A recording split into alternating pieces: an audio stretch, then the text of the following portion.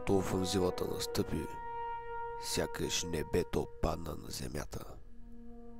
Останаха само 5-6 обречени, гладни, жадни и невъоръжени души.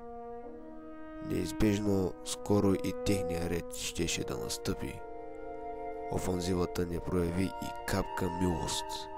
За съжаление, този филм няма нищо общо с тази история.